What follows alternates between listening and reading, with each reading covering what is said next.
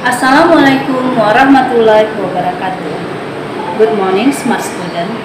How are you today?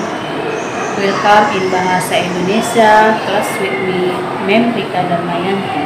To find more, please check this out.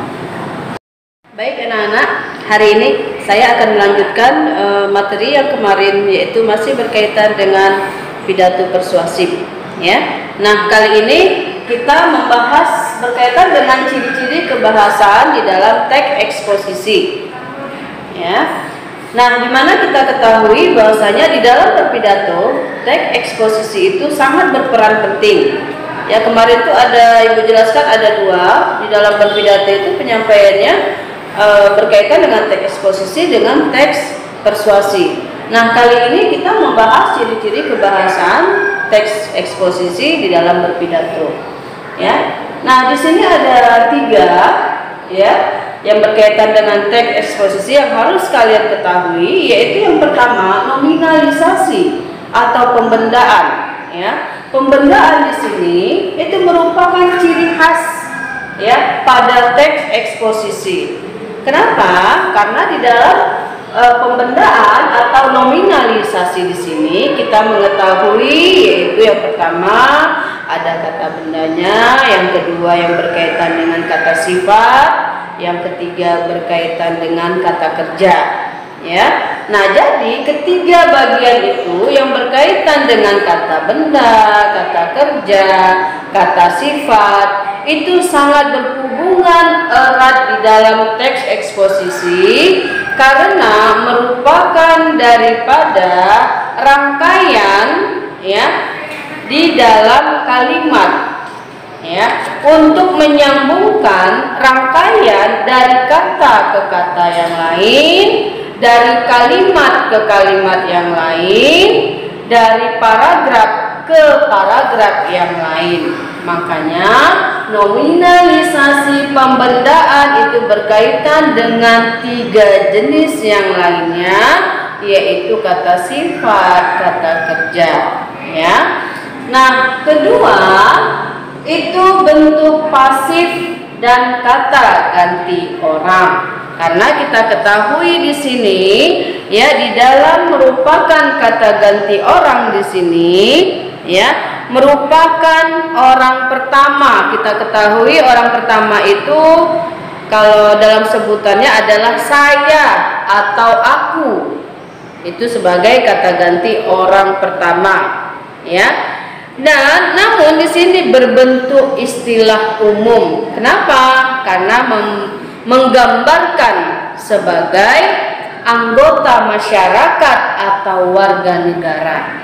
Ya. Jadi di sini bentuk pasif dan kata ganti orang. Terus di bagian ketiga ada kosakata. Ya. Kosakata di sini dapat menyertakan sebagai abstrak. Apa itu abstrak? Abstrak itu merupakan hal-hal yang bisa kita lihat secara langsung kalau abstrak ya, dan juga bisa kita katakan sebagai kosakata yang di dalam penyampaian berpidato itu ada yang terlihat dengan jelas, ada juga yang tidak terlihat dengan jelas.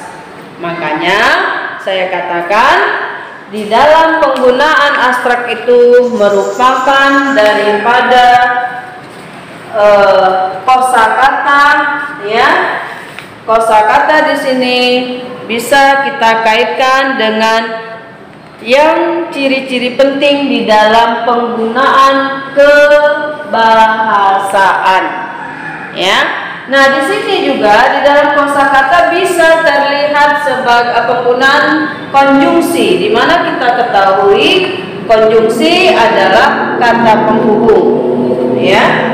Nah, kata lain dari kata penghubung adalah konjungsi. Ya, nah ya. Nah, kita ketahui di dalam penggunaan konjungsi itu ada tiga, yaitu kata penghubung atau konjungsi koordinatif, yang kedua konjungsi subordinatif, yang ketiga konjungsi korelatif.